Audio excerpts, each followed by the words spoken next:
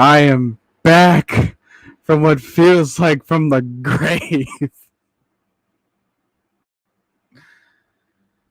Whew. How is everybody doing? Long time no see to the rest of you. Some of you we're probably familiar with in the Discord. And for that, I'll say to anyone else that isn't a part of it already, I left a link down below in the description. It expires in 7 days from now, so you have until then to try to join the party. Join us for when we're discussing the game live as it's happening. You might get caught up ahead. You might be a little bit behind as I typically am. But welcome. Good morning, afternoon, evening, good night, whatever it is you tune in. Hope all is going well from you. It's just me right now. I have hit up Trey, still waiting his arrival, but I just wanted to make sure that I get this out here now, because goodness gracious, I have not been able to have just a quick little chat to have this happen for you. Show of hands, who is here with me right now? Whatever you want to do. If you want to just hoopla, holler, whatever it takes, I'm going to do some roll call real quick. First up here, a couple minutes after I made the stream idea, we got Big Ant joining here. So what's good, AFN family? We got Engine number 9, Dirty Bird Dixon. Mouthful of a name, but glad to have you here. William Amy, thanks for joining. Smooth C78. Bubba Gump needs no introduction at this point. Bernard, welcome. Thanks for joining in. Zay in a bag, biggest fan from Baltimore in the building. Yes, you are. JB just joining in. So how's it going with you? Nathan Floyd, how's it going with everyone here with you as well? How's your son, by the way? Brian Little, thanks for joining in. Can't wait to get in part of this, can we? I'll be looking over here because that's when I'll receive any notification if Trey wants to join. I also have everything copied for if I want to drop the link pretty soon. I won't be here for long, just so you know. I got somewhere to be in about a half an hour from now. But until the meantime, we're here. Let's take advantage of it. So let's talk about a couple of things that happened last week. Let's get this discussion going on. I haven't made a whole lot of conversation with you ever since the first game. Well, since preseason, really. Man, we got a lot to talk about. Got a lot to catch up on. Jay Diaz, welcome. How's my connection, by the way? I'm seeing some things on my screen that we might be a little bit shoddy. We might be a little bit shaky, but I just want to make sure that everything's okay. Volume, good. It's been a while since I've done this. So how's it going? If it sounds like I'm parched from talking all day at work, first off, stop spying on me. Second of all, was I right though? And third of all, yeah, had a lot today. Ooh, TTG, dangerous. Smashed. Thanks, given. Appreciate it. So we got everyone else here. Good to see you guys again. All right, let's bring up this question. What did last week do to change your opinion on this team? Did it change at all? Or was it just a realization, just like what Dan Campbell said about his team? Was it just confirming everything that you already knew about this team? What went well? What went wrong? What went right? Blackberry. I talked it into existence, like I said on your stream. We're here. If you guys want to be here to join me, I would be very thankful for my throat and for everything else. So I got the link. If anyone wants to drop by and say hi while I'm still here, because I'm going to be leaving, like I said, and binging up on One Piece. Yeah, that's been such a long thing. I've actually, quick little thing before I get, as I wait for everyone to, kind of give their take on what did last week do. I'm just going to talk about something real quick because one of the things that's been holding me back from joining you guys is I have been on a long stretch of catching up on the anime of One Piece. It has been a journey. I am about 13 episodes away from finishing Punk Hazard. So if you know anything about that, that's where I'm at right now. We're going to kind of get about halfway into finishing that. We have got a lot. Whew. Yes. Trying to get in the loop. Trying to get everything. I've loved the journey so far. I understand it's not for everyone. I understand the live action might do something more for you than the regular one. But yeah, it's been a grind. I've started this back in mid-April, and now we're all the way over here. We can try to, like, me and my group, we can try to catch up fully before the NFL season ends, which is just insane. I understand I got a long way, but hey, I have not gotten any sort of fatigue. If you want to catch up on like my progress and stuff, I drop it in the Discord, which again, link's been plugged in the description. There's another link down there too if you really want to support me. That'd be much appreciated. Jedlife420, I haven't forgotten to shout you out, so thanks for tuning in. But yeah. Oh, caught up all the way on anime and manga. I am going to try to get to you. I have a friend of mine that is caught up on the manga forum. King Treyway, how's it going? Good to see you here. But yeah, it's been a journey. I've loved it so far. All right. But enough about that. Last week, how's it going? Panthers game. Well, let me start off by giving you my opinion real quick since we're all here. I kind of think that it verified a lot of what I knew already. We were going to be patient with Desmond Ridder. We need to continue to be. We needed to show flashes of greatness between Bijan and Robinson. We did exactly that. We needed to show the dynamic between what Bijan and Tyler would look like together. I think we did that perfectly because both of them had great games. We needed to see the connection between Britter and Pitts at least once down the field. We got exactly that. We needed to see the defense step up in every single facet of the game. Guess what, guys? We had a QBR of like under 50, which is unheard of for this defense if we're talking years past. Jesse Bates, my goodness, dude, continue to do what you're doing. May you continue to do that tomorrow as well for us, and we will continue to love you. Your contract has already been loved up to in a lot of people's eyes, so keep doing it, man. Byron Jackson, how's it going? It confirmed what I thought this team could do. There's much to work on all three phases. Absolutely. I think that, we had some shoddy punts a little bit at the start of the beginning of the game from Bradley Pena, but he cleaned it up a little bit at the end. So good going for him. Younghoe Koo, I think he missed a field goal or something or an extra point in the preseason. Yeah, the Dolphins game, right? He'll get back on track, though. No worry. And then just fielding coverage, I think that looked good. Didn't embarrass ourselves, and so that's a plus. As far as defensively, I do think that this is going to be a decent test. Although, from what we saw from the Packers and Bears matchup, whatever we could have seen, we can't really tell yet, right? Because everyone but Bears fans already kind of knew that they weren't going to be all that great coming out of the gate. And everyone but Panthers fans were probably thinking the same thing about the Panthers. So this is a true test to see what both of us are. I did see some of the predictions that the NFL YouTube channel gave us. Some people flipped on us suddenly, whether for good or for bad, in comparison to what they gave us last week in their prediction. So take that for what it's worth. Most people are still turning into the Packers. They're thinking that they're going to come in here and hand Ridder his first home loss. What do we say about that, though? Whew.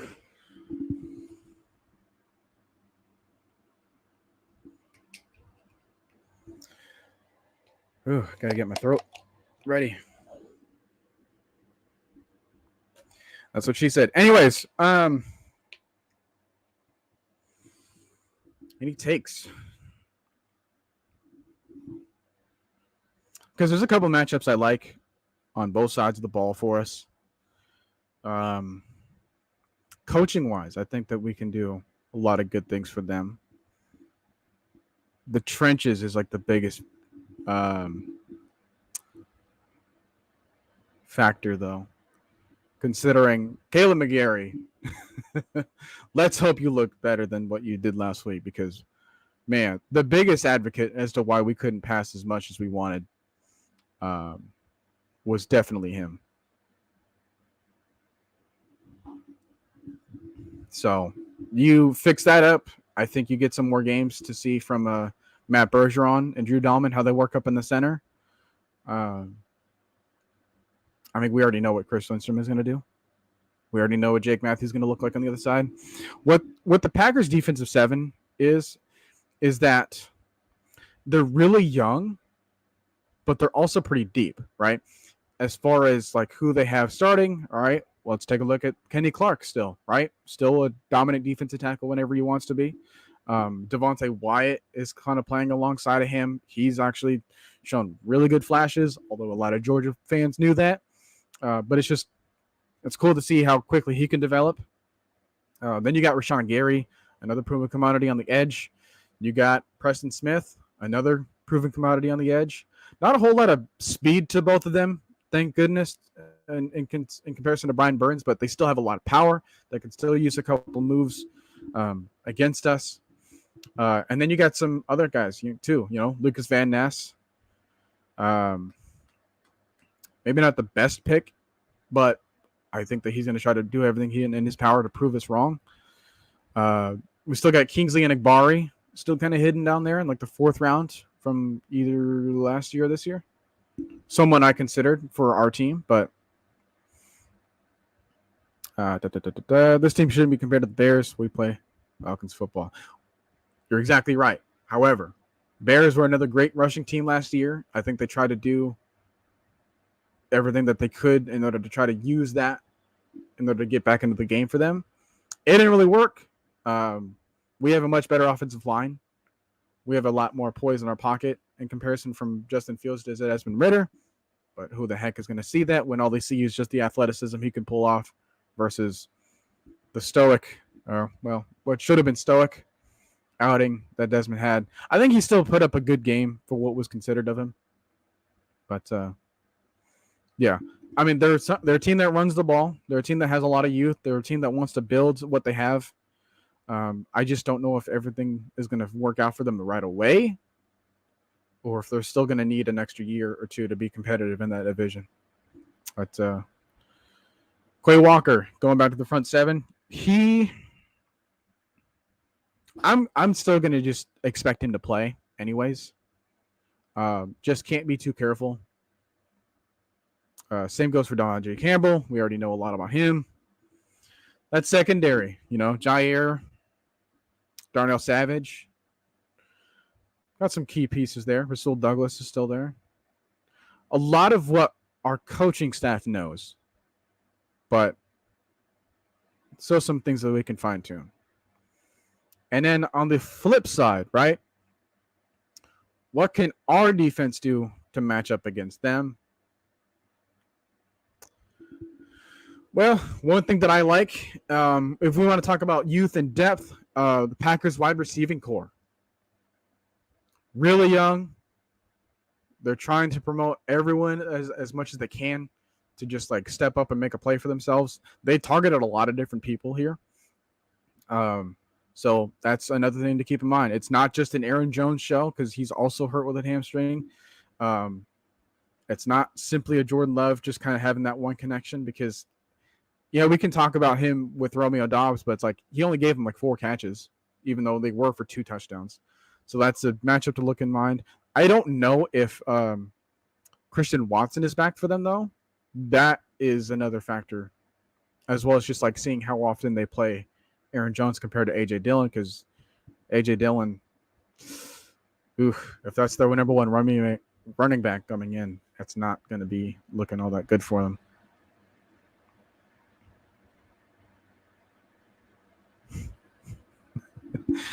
It's if Smith doesn't hold Ritter back from progressing, and trusts him and believes in him. I think he does. I just think that you think about like the strategy to give him some easy completions. Like I said, we had to make sure that Bijan Robinson was legit, right? Not just in preseason, but just overall. We needed to see the balance between those two. I don't think that this should be lost on us. Yeah, like we gave everyone else like 4 completions or like 7 completions because 15 completions in total from Ritter from last week. 6 of them went to Bijan. 1 of them went to himself, which means 7 of them had to be passed around. 2 of them were to Kyle Pitts for 44. We had one to Mac Hollins. So we got to distribute the ball better in the passing game, absolutely. Which is why over 100 passing yards for Atlanta, definitely take the over. I don't know if that's the actual thing, but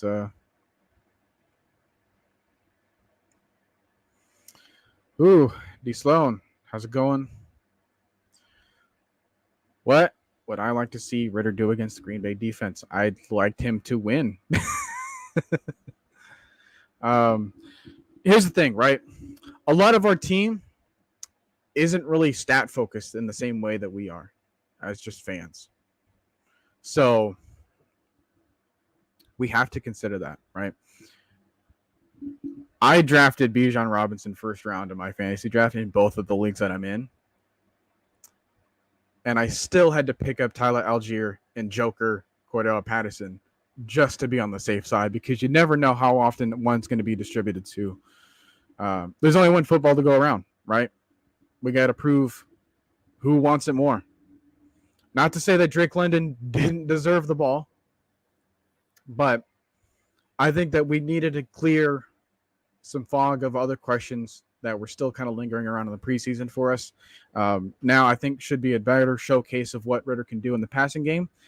I think that, you give him some better protection, we probably have some more throws, but we were already in control of the game for so much, right?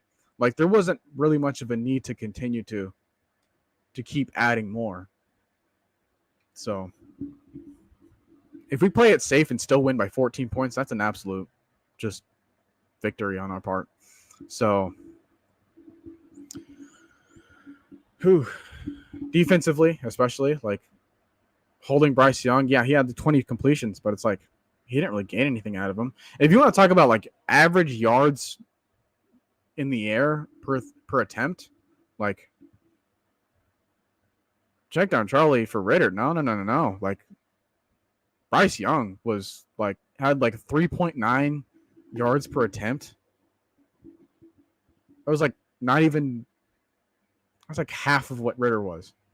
I think Ritter was like approaching 7 yards per attempt. Again, like not super high, but when considering like having a fantastic game involves like going for over 10 yards per attempt, and then you went 7, and then your opponent with like barely 4. Who should be the one getting the different reputation? Let's just say. But yeah.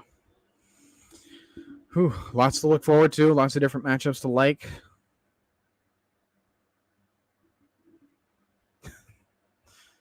Where's the Christ?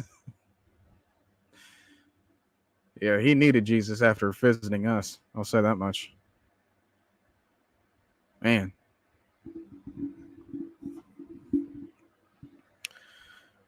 I have not been as present everywhere else and everyone else's streams like I wanted to be. So I don't have your guys' takes in the same way that you guys don't have mine yet. So I gave you mine. Let's see some opinions down there in the comments in the chat.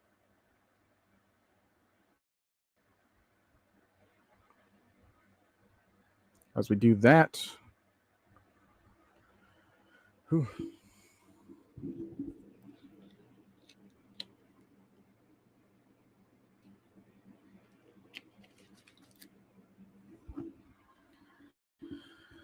talk into some matchups that we're not liking.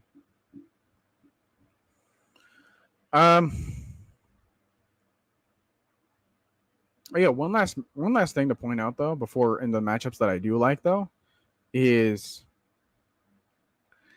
their center, Josh Myers, had a terrible performance against Andrew Billings. And in case you didn't know, but David Onyemata and Grady Jarrett are like significantly better than Billings. I'm just saying that's a matchup that we should exploit on that side of the line as well. But let's move into something that will concern us moving forward.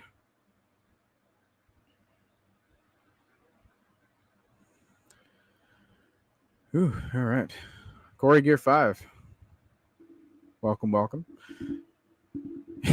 Yeah, he needs to make an impact. How do you think he's going to fare with Jair this time around?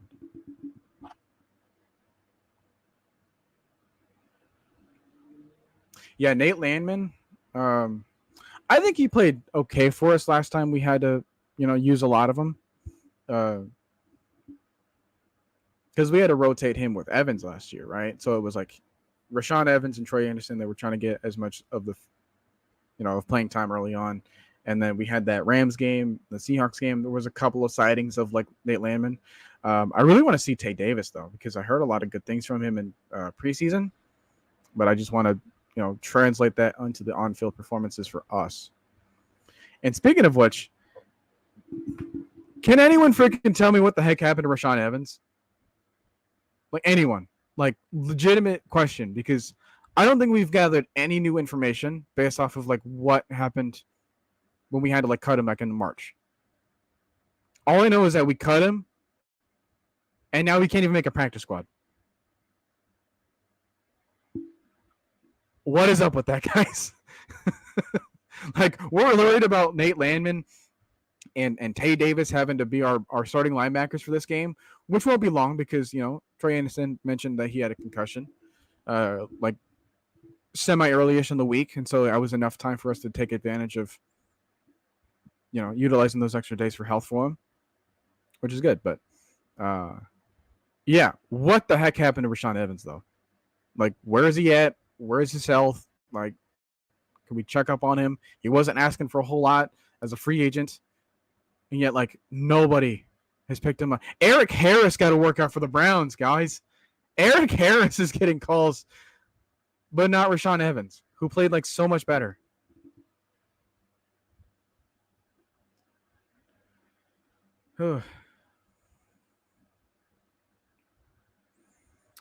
Yeah, Trench has got to be better. Ooh, Xavier, good to see you as well. I gotta show up again, man. I gotta show up more often. Hasn't been easy. Some of you guys know why. Gotta keep the consistency for catching up, and I gotta catch up in this regard too. So, but yeah, it's just so crazy how it's like. You would think that he would like get looked at now. I don't want him to wait for like another major injury just for him to try to squeak into a practice squad team only for him to get cut. Like, if there's a team that needs him, it's like us now. Like, I get that there's a couple of things that he like didn't do like amazingly well for us, but that's not enough to justify just like not having anybody pay attention to him.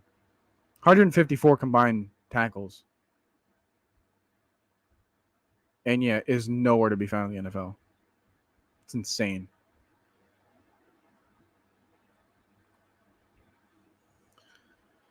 Ooh, so let's talk about some more matchups we might not like.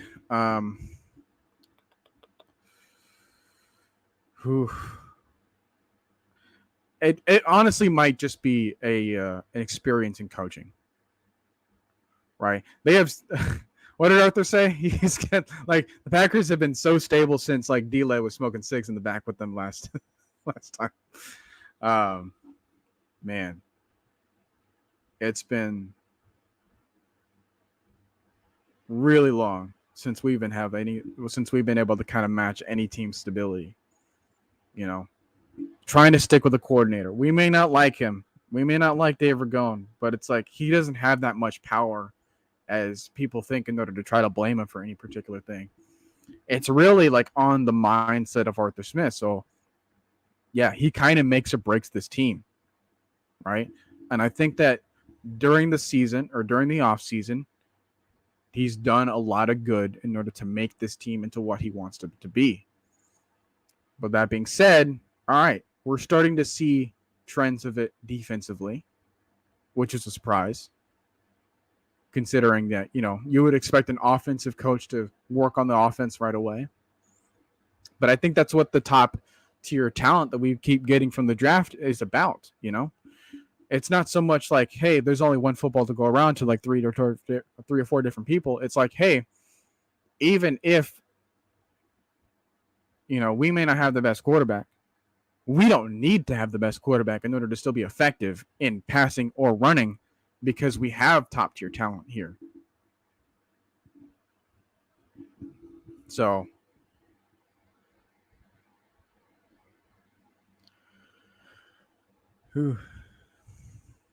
yeah, there we go. I mean, I see the argument there, but it's not just him that's in charge of play calling. Like it's kind of a duo here where like you get rid of one, you might have to get rid of the other. I don't really want to get rid of Arthur Smith, As a fellow mustache wearer myself, I know I kind of trimmed it recently, but like I don't want him to go. Like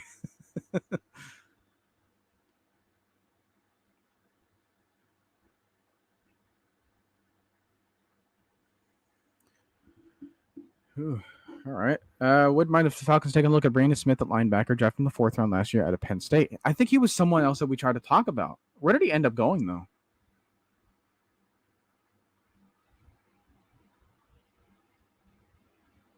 I feel like if it's a Penn State kind of linebacker, I feel like it's the Ravens that take him.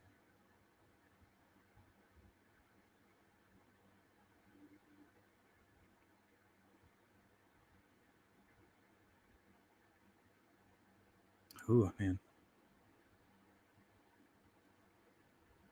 Oh, Carolina. Currently a free agent, though. Interesting.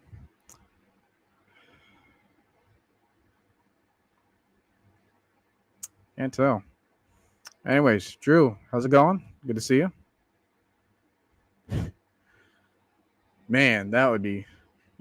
Oh, you know what? Speaking of which, anyone caught up with the whole Mike Evans situation, though?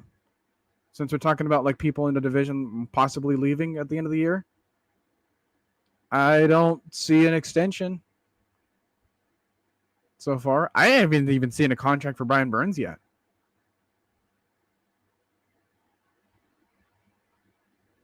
Diggs still disgruntled in Buffalo as well. I think eventually that can get worked out, though.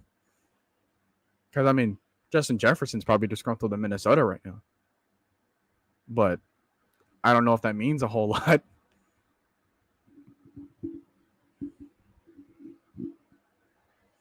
But we got to think about, like, hey, if we bring this type of person here, what is their role if we consider who else we're supposed to take advantage of already? I think that we have to establish, like, all right, well, this is this guy. This is this guy for this. This is the guy for this. And if we still have missing pieces here, then, we can throw in guys like Joker. We can throw in guys like Jonnu. We can throw in speedsters like Scotty Miller. Like, we still have pieces that we haven't even tried to use yet. That's kind of a good and bad thing if you think about it. However, like I said before, like Arthur Smith could make or break this entire team. For whatever reason, when we go back to the preseason game against the Bengals, like Desmond Ridder was 7 for 9, had like 80 yards to his name, and yeah, the drive ended on an interception that was tipped. But you take a look at the play concepts that Arthur Smith was running there. We may call them vanilla play calls, but like he was still implementing new wrinkles into like modern concepts that like everyone runs. But we're still trying to adjust new things into them. And the fact that we haven't really been able to see any of that, like, I don't want him to like hold back on his play calling just for our sake, you know?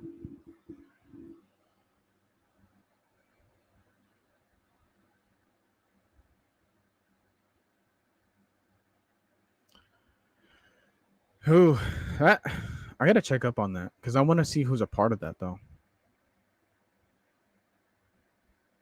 I think a lot of the well, let's think about it. Like AJ Terrell. I think his contract's coming up pretty soon. Jeff Okuda. I think he's on a 1 year prove a deal, which we might see tomorrow. If not, we'll definitely see him against the Lions. So how fitting. I think like you got guys like Bud Dupree, Calais Campbell. Obviously, like they're not going to be here for the long haul, but if they've been able to make an impact for us now, then that's good enough. Got to think about guys like Ogundeji. I don't even know what his situation is. I think we promoted Joe Gaziano, so that's good to see. I think he showed a lot of flashes alongside of Huggins in preseason.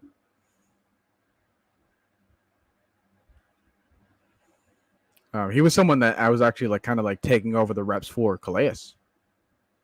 So love to see that.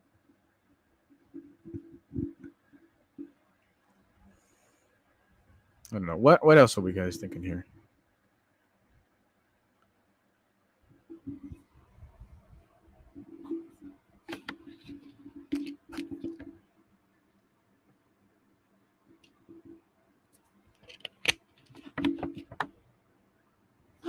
High quality H2O.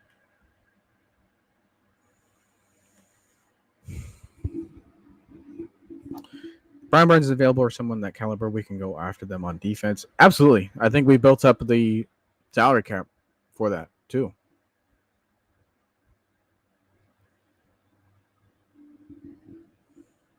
But that's a big if on if the guy is available.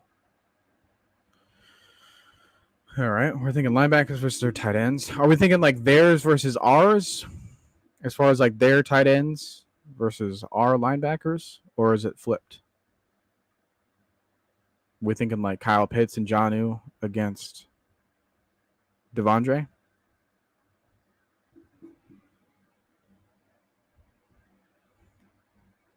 King Quest, good to see you here. You know what? A couple minutes before I thought about starting the stream, I saw that. I think, how do you say his name again? Like Shadur?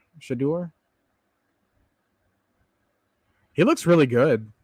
You got 12 million left. Yeah, we got enough space in the cap to kind of work out something. Okay, yeah. So Ellis Lambert versus Packers side. I'll get to that in just a second. But here's the thing. In a way, Arthur Smith is still heavily responsible for Desmond Ridder.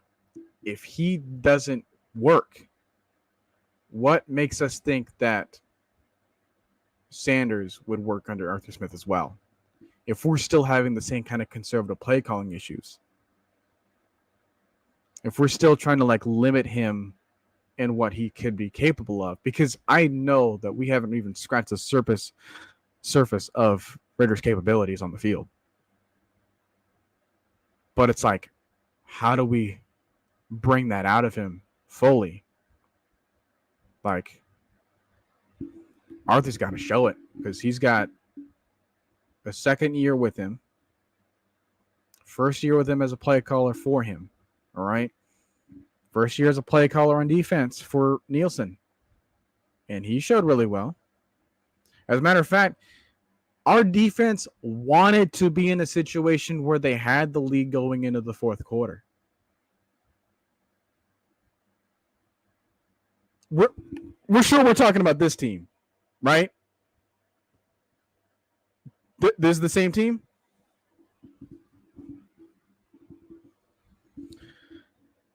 Yeah, it's still trying to process up here for me as well. That our defense This defense wants to stay on the field in the fourth quarter in order to close the game out and win.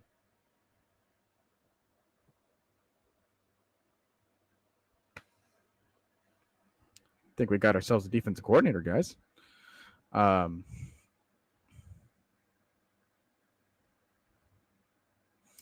But yeah, Ellis and Landman.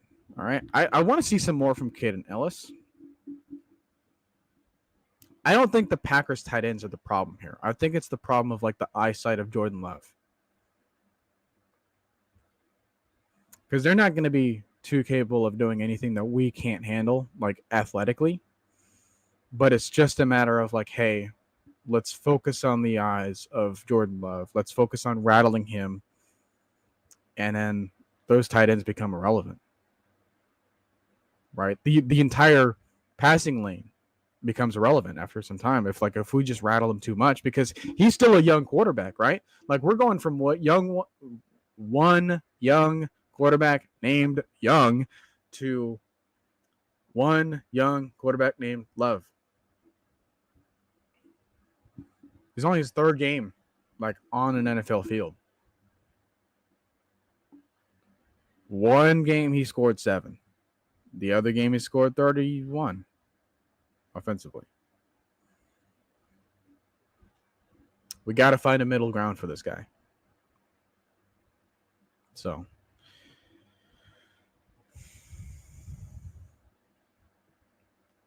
yeah, and I completely agree, which is why, like, hey, if you want to think about having another kind of quarterback here, like, would you still end up with the same kind of problems where, you know, like, it's not so much the talent. It's just like, hey, what do you want the talent to do so that he doesn't get punished for not doing it?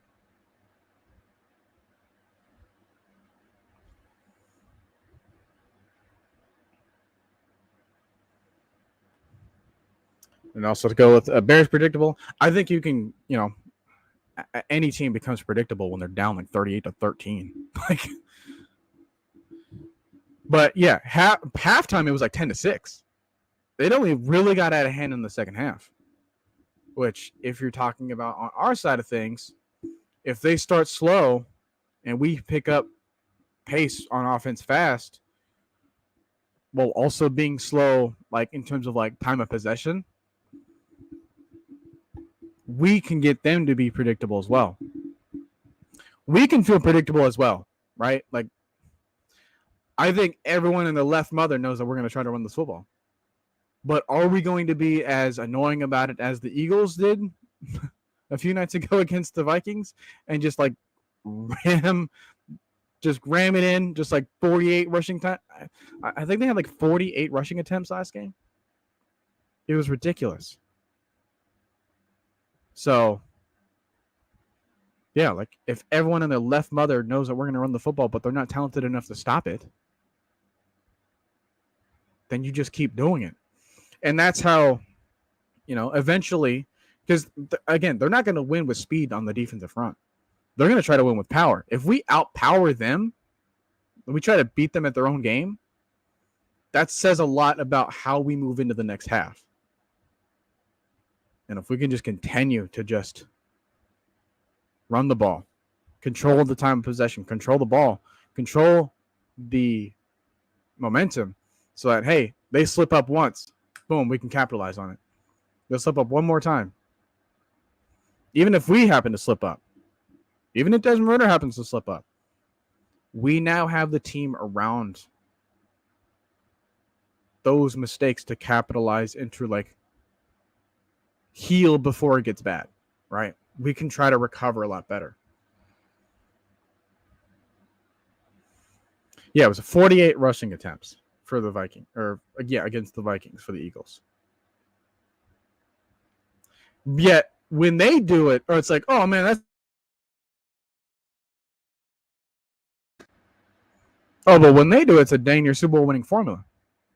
If we do it, oh my goodness, you're not using your quarterback. Because you can't have everything go away.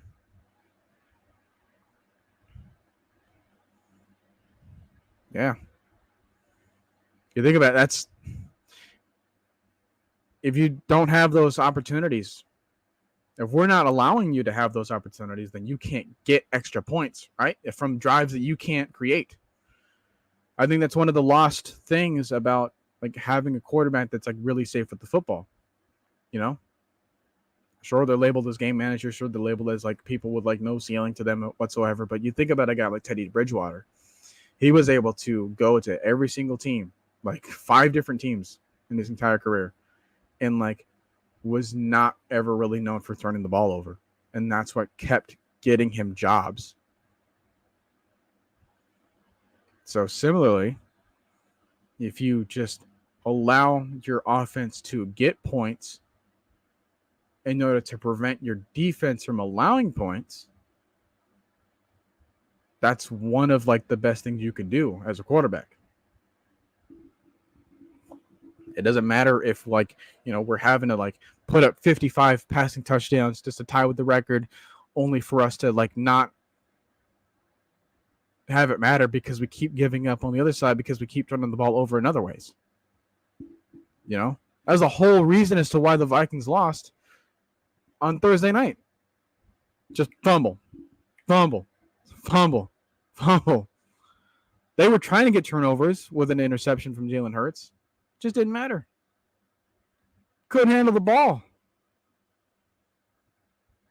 It's a good thing we don't have that kind of problem.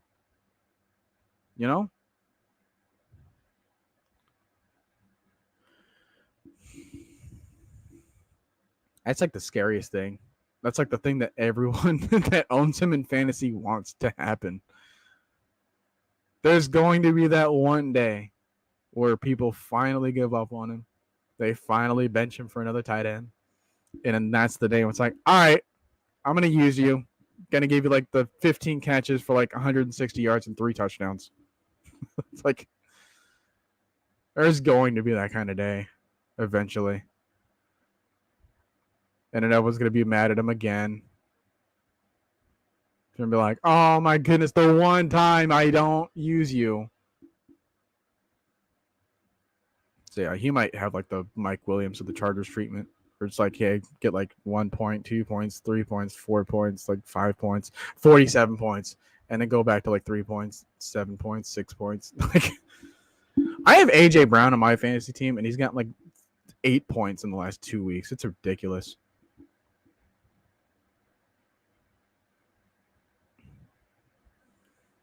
So yeah, any matchups that we're not completely sure of, like we don't really like hate them, well, we don't really love them either.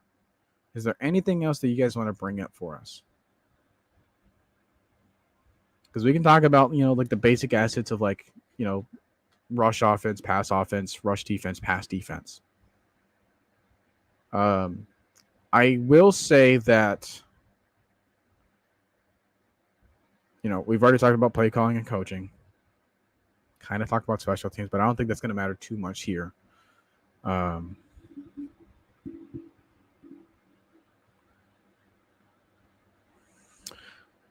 I mean, you could say that, but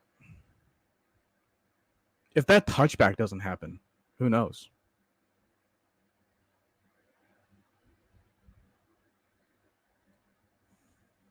One of the many what ifs of football this season.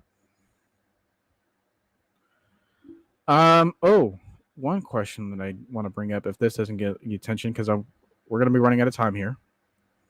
Not because I got to go right away, but because my back is killing me from sitting this way.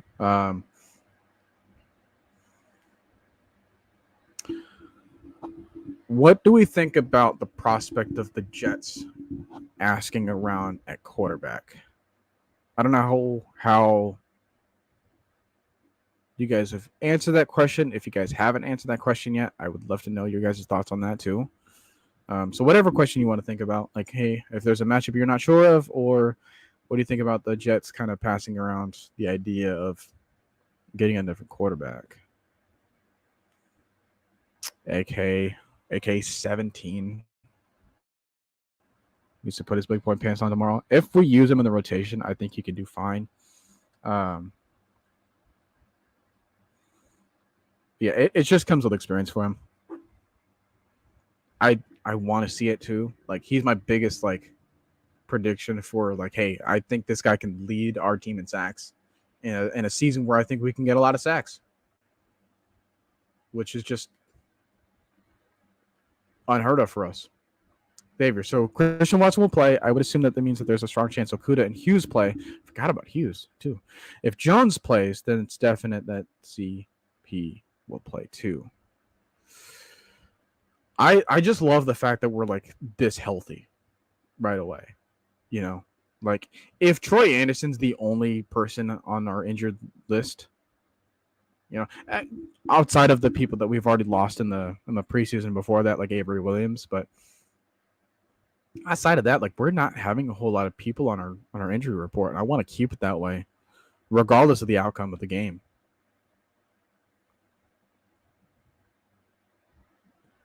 So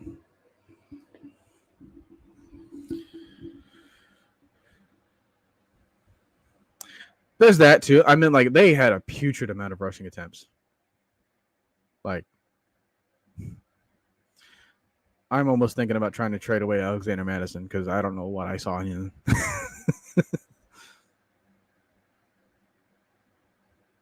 You think the Packers will use Jair as a spy, or do you think he'll stick to either London or Pitts? I think they got to use him as a weapon to just eliminate one of those options. I don't think he's going to have the ability to cover Pitts as well. So it would just be a matchup between him and London. So it's like, yeah, Jair's probably better, like technically, but Drake London's better physically. We'll just have to see if that matchup matters. And then with Pitts, again, it's just a matter of like, hey, is Arthur Smith going to get that matchup to matter? Or is it just going to be a Matt Collins show?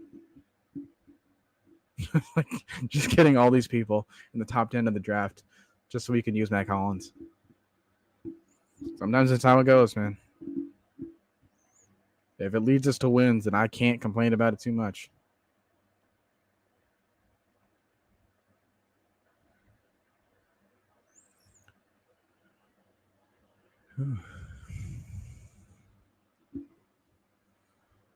There's a matchup that we're not sure of, though.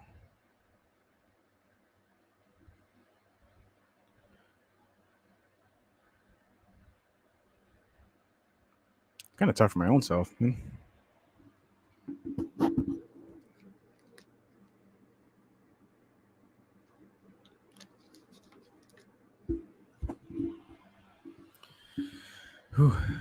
Still no word from Trey.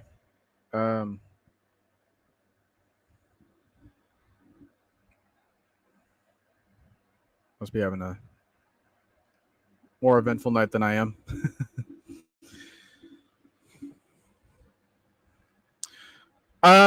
Here's one thing I will say though is one thing that we were getting praise for on defense is our ability to change up our looks and coverage, like pre-snap and post-snap. I think that's a matchup that we can try to exploit, but I'm not sure, given the 3 years that we haven't really seen of Jordan Love, but he's just been downloading information, how that's going to work against him, or just how that's going to work against their offense in general. Right? Because, you know, we can deal with a rookie and just make him confused, but can we deal with a young veteran that's still trying to get his footing right? Which, speaking of footing, I think that he's got some more to learn, and as far as like his stance in the pocket, you know. So I think we can rattle him. It's just the Bears were just not good enough on defense outside of Billings to just rattle him. Whereas like we got a different thing, but I'm not sure what it's going to accomplish as far as like the pressures per individual, you know, because I think that in terms of like D tackles, like Grady Jarrett and Onyemata were really high last week in terms of like pressures percentage. But outside of that, I think you can see the bit of jitters that Calais had, trying to get that sack in order to get him to the 100 mark. You can see the youth. I want to see a little bit more from Carter too. Like we got a lot of people on our side too, man. It's like we've been talking about this for months and months, but it's like it's still just fascinating to see like how deep we can be defensively. Here's a question. Glad someone remembered the question. With the Jets asking about quarterbacks, would you trade Heineke? And what kind of return?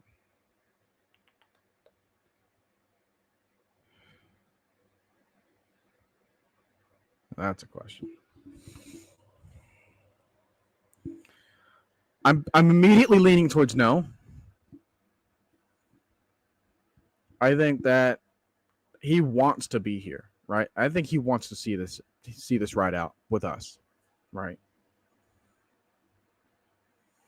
But it's just a matter of, you know, what kind of price can you put on a guy like him if you're the Jets?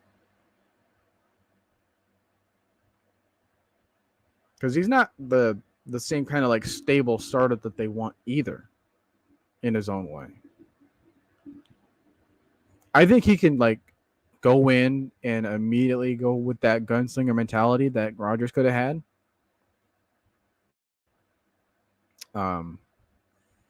But I also think that Aaron Rodgers wants to try to make Zach Wilson work as much as the rest of the Jets team. But they got to think of both sides here. Like their quarterback situation went from one of the best to one of the worst, like in 4 plays, which is scary to think about for any team. Which is why I'm like, hey, if that happens to us, yeah, I understand we got Woodside. Woodside looked like he could just step in at any given moment too, but it's like there's a difference in the pressure being put on you to just kind of carry the torch. It's way different than going into to just like start the season, right? So, yeah, I would say like, hey, I probably no, but everyone's got a price. Everyone's got a price. They can't. Defensive front has to make love, start seeing ghosts early and often. How would you go about doing that? Because if we didn't have to bring the pressure, then we probably wouldn't have had a whole lot of like blitzing attempts,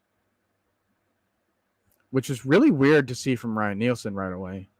You know, I think he wanted to see how like our coverage would hold up, but we need to see like a glimpse of just 4-man rush, not having to bring anyone in, just make something happen up front. Because we couldn't really get a whole ton of pressure moving in on Bryce Young until we started bringing in a 5th person. It's a bit of a cause for concern. One of those things that I'm not really sure of. Like, can we naturally get there to the quarterback? You know, these are both like athletic dudes, you know, in their own right. They're not stable pocket passers. And we're not going to really see a whole lot of that moving forward. You know, maybe Goff the next week, but it's like, even then, I would still say, hey, try to, you know, I don't want a guy like Goff to beat us in the same way like Darnold was able to last time.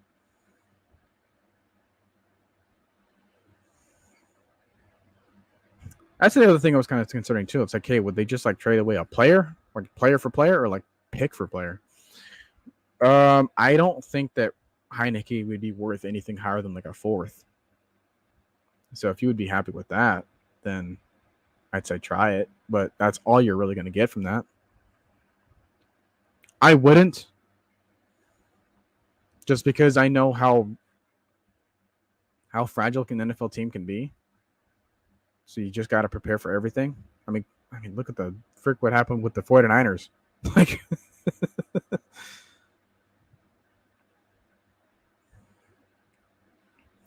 I absolutely agree, Dave. Glad to see you here. Because, you know, we don't know what our opponents look like either. I think that next matchup, like Panthers versus Aints, I don't really know what that team's gonna. I don't know what either team's gonna look like, because the New Orleans like terrible. They only won that game because they were facing Ryan Tannehill. they got to see that. They got to understand how obvious that looks to everyone else in the division. You know, you could also say that Tampa Bay only lost or only won because of those extra turnovers. But, you know, if it wasn't for those self-inflicted wounds from the Vikings, then who knows how that team turns out. Like, we were the only team in the division where you couldn't say, like, oh, well, they only won because – no, like, we won because we were the better team. Like, point blank, period. We didn't win from a fluke.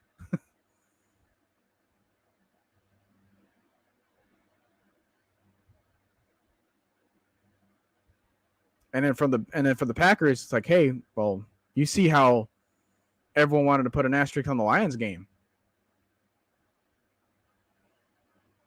So you got to measure between those two teams, like, because those are still trying to fight for each other in the division.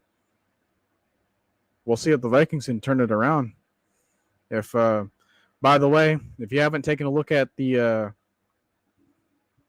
history, like the documentary series of the history of the Vikings on Secret Base, I'd heavily recommend that thing, because they were the team that did a documentary on us, on the history of us, and I think they did a fantastic job again of having a full coverage of like what the Vikings have went through so far. Again, you may not have you don't have to be the biggest like fan of the Vikings in order to enjoy it. So I'd say, hey, go to Secret Base, go to my channel as well, please. Let me help you out here, because it's that name right there. That's all you got to do. I don't know where you guys are watching this from. If you guys want to let me know real quick before we end the stream, where are you guys tuning in? What channel are you watching this from? Is it Georgia Sports Nation, Atlanta Falcons Nation, or if it's my channel? So I'd love to know where you guys are tuning in from before we close this thing out. So yeah. Hey, one last plug for the Discord. I wasn't the biggest advocate of it last time around, but now I can, because if I'm not here consistently, but you guys still want to see more of where I'm at and what I've been doing, I'm regularly in there. So I'm not like away from the community in the same way that, you know, I am for YouTube. So, well, I get that you're on YouTube, Dave, but what like specific channel?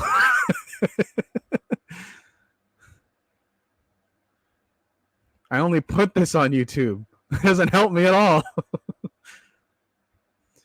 Brad Chisel. How's it going yourself, man? Christy Lewis, appreciate you. I just wanted to know the channel that you're watching this on.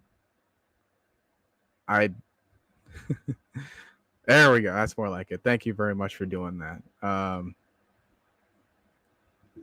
what I love to see. So I'm going to try to get some more updates from my own personal channel. Maybe we can see some more of Trey and the rest of the crew from the Discord. Because, yeah, much needed. Much needed. Hello one more time before we kick off the second game of the week. It's here. It's already like 9 o'clock for some of you guys. So we're going to have to wake up and enjoy it. Oh, before we go, this freaking Toy Story game between us and Jacksonville. Oh my God, we got to talk about that real quick before we end. Thoughts on that? I need to see some other people's reaction to this, because I cannot believe this. I wanted as much information. I told people that I hang out with that don't even watch football, and like they're going to be curious as to how they were going to pull this off, but that's like nothing more, nothing less. How they're telling it is that they're going to try to like animate everything that's going to happen live as it's happening. Like, here's the thing. We need to win that game. It's a really early morning game. It's in London. which means it's 9:30 Eastern, 6:30 in the morning for me. If I have to like go up, wake up earlier than normal just to watch a Toy Story version of my Falcons play the Jaguars, I don't want to do it, but I also really need to see it. It's such a conundrum in my head.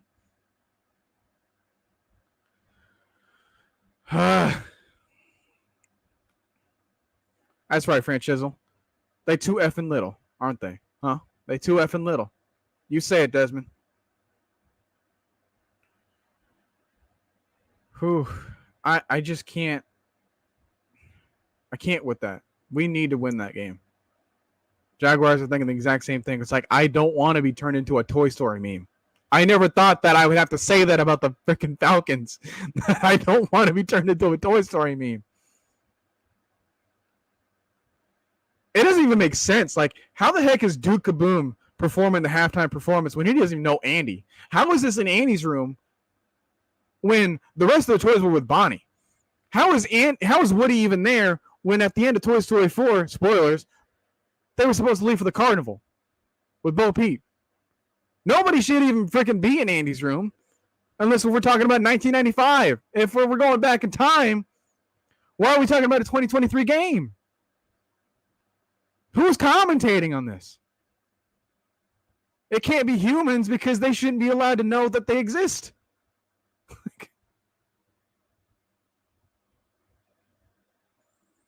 I don't get how they're trying to do that. Yes, they're trying to animate the game in real time, which NFL, we have mixed feelings about you. We're going to continue having mixed feelings about you, neither negative nor positive, until this gets cleared out. Is it really scripted enough so that you can try to pull this off? I have no idea how you're going to do this. How are you going to animate injuries? How are you going to animate the coaches on the sidelines? Who are they going to be? Like, when they have to like go to the challenge booth, review a play, how are they going to handle that? Like, I don't know how they're going to do it. It's going to be such a low budget piece of crap to try to appeal to a small number in the community. It's too early in the morning to appeal to children. It's too outlandish of an idea to appeal to adults. And even as someone like me that's in the middle of like being a full adult to being a teen that just kind of lived longer, doesn't appeal to me either. Who is this game for? I can't deal with it. I just need some more opinions here, man. Like, how?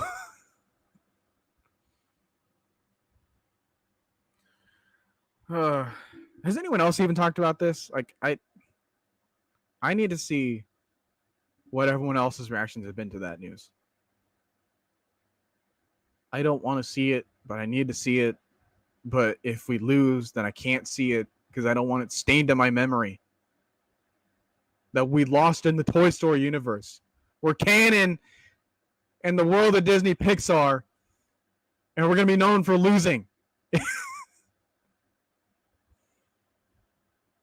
It is an optional format. I will say that. Like, we can just watch it regularly, but it's like, I need to see. Like, I'm not watching the All-22 film of the freaking Toy Story version. All right? That can't be the only way to see it.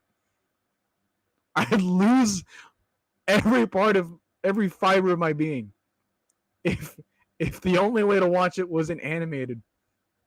Like, they'd have to like throw in the highlights of this game in comparison to everything else in an animated fashion.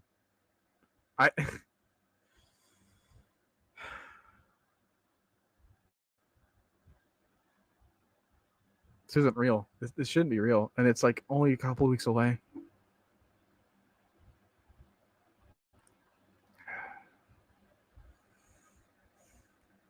But we just got to believe that our guys can do it. And it starts with Ritter or with the Riddler and the Joker. We're just going to have a team, an offense full of Batman villains.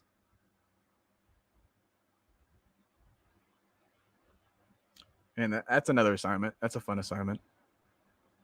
Let's just place a label on every opponent. Or like every offensive weapon needs to be a Batman villain of some sort. I've got to think of one for Algier. We got to think of one for Bijan. We got to think of one for Kyle. Because we can use a unicorn all we want, but it's like when it comes to this theme, right? We got to be Batman's opponents to the Eagles Batman. I'd hate, but love to see that at the same time. I would hate it, I would understand it, and I would love it, but I would still hate it.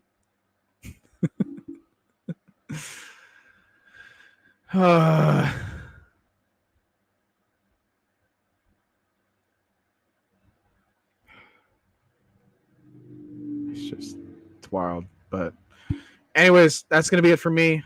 My throat is already just gone, as you can tell. And yeah, we need to be on the path to being undefeated up until that point, because nothing's going to be good. Nothing's good going to come out of this result if it's not. Got to win everything, and we got to look good doing it, and it starts with tomorrow. So we will be here. At least I'll try to be here next time around this time, Saturday. And you say that, Jay, but Jags ain't your grandpa's Jags, you know. All right. This is a good Jags team. They put up a fight against the Chiefs in the divisional. Like, they're not that far off, and they've improved. So we got to show them what we've improved better. So, good to have you back on. Thank you, everyone. It's good to be on. Next time we will be on. I emphasize we, because I can't carry the show in the same way that other people might. So appreciate you guys tuning in. Score predictions, final score predictions. I have us pinned 28-17. I repeat, win 28-17. What do you guys think before you head out? More points, less points, either opponent or our team? What are we thinking?